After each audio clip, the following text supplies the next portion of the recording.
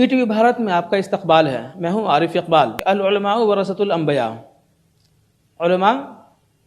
انبیاء کے وارث ہیں۔ آج کل کے علماء کرام، خاص طور سے نوجوان عالم دین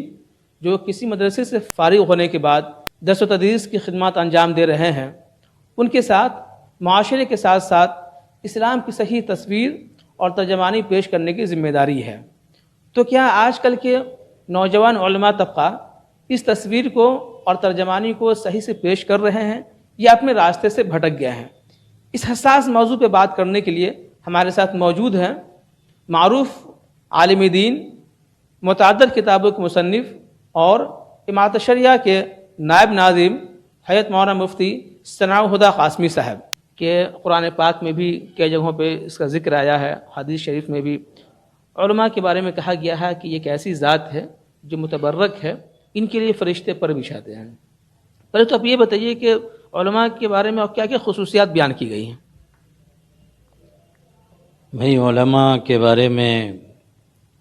حدیث میں آتا ہے کہ علماء روئے زمین کے چراغ ہیں، اور چراغ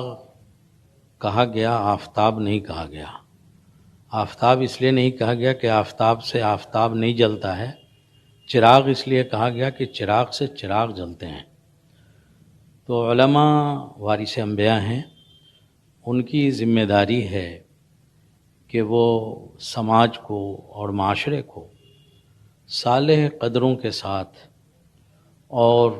اسلامی تقاضوں کے ساتھ آگے بڑھانے کا کام کریں۔ یہ ایک بڑا کام ہے،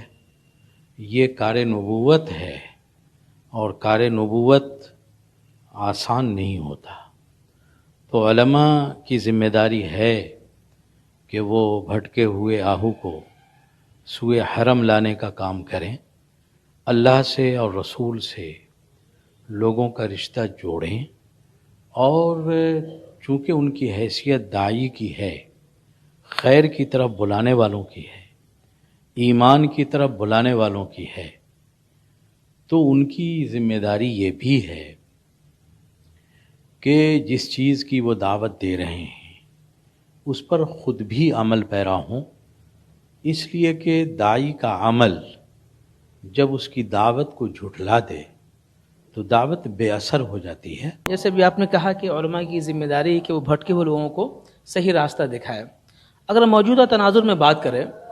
اس وقت ایک نوجوان علماء طبقہ، اگر ہم خاص طور سے بات کریں کہ جو ہمارے اکابرین ہیں، اس پہ ایک ایسا مزاج بن گیا ہے کہ بنا کسی تحقیق کے، بنا کسی بات پہ،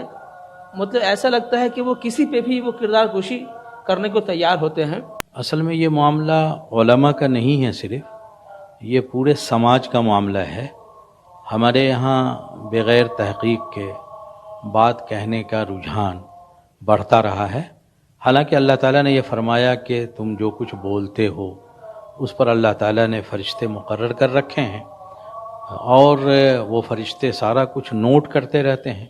کہ آپ کیا بول رہے ہیں، کیا کہہ رہے ہیں، کتنی غلط بات کہہ رہے ہیں، کتنا صحیح کہہ رہے ہیں۔ اور اسی لیے اللہ تعالیٰ نے قرآن کریم میں یہ حکم دیا کہ اے ایمان والو،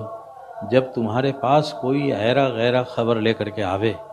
تو تم اس کی تحقیق کر لیا کرو۔ اگر تم تحقیق نہیں کرو گے تو تمہیں ندامت کا سامنا کرنا پڑ سکتا ہے،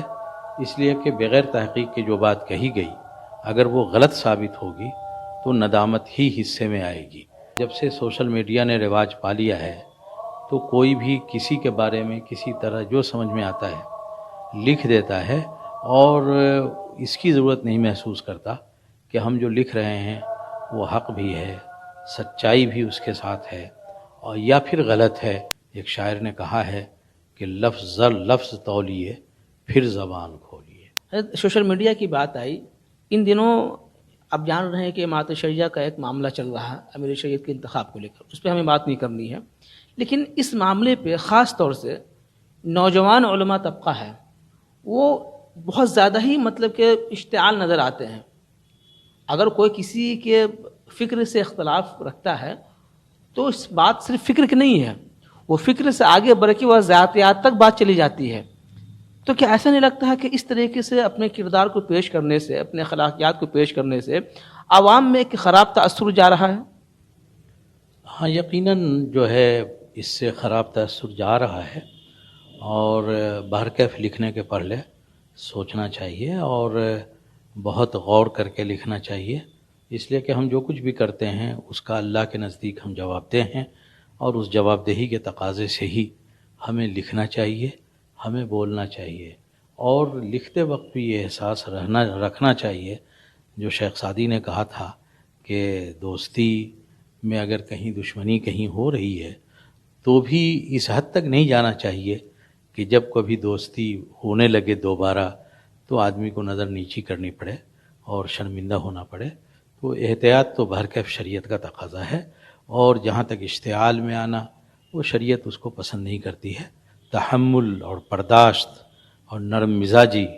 یہ وہ چیزیں ہیں جس سے اجتماعی کاموں کو آگے بڑھایا جا سکتا ہے۔ کوئی ایسی بات نہیں کہنی چاہیے جس سے جو ہے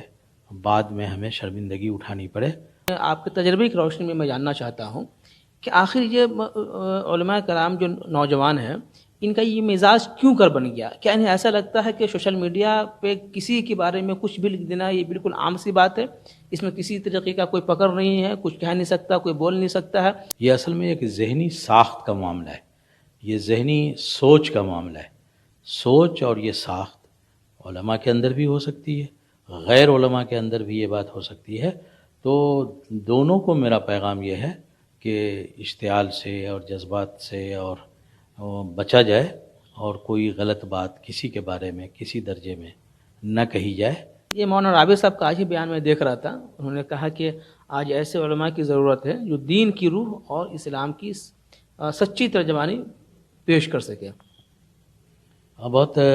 حضرت ہمارے بڑے ہیں، مرشد الامت ہیں وہ، اور آل انڈیا مسلم پرسنل بورڈ کے صدر ہیں۔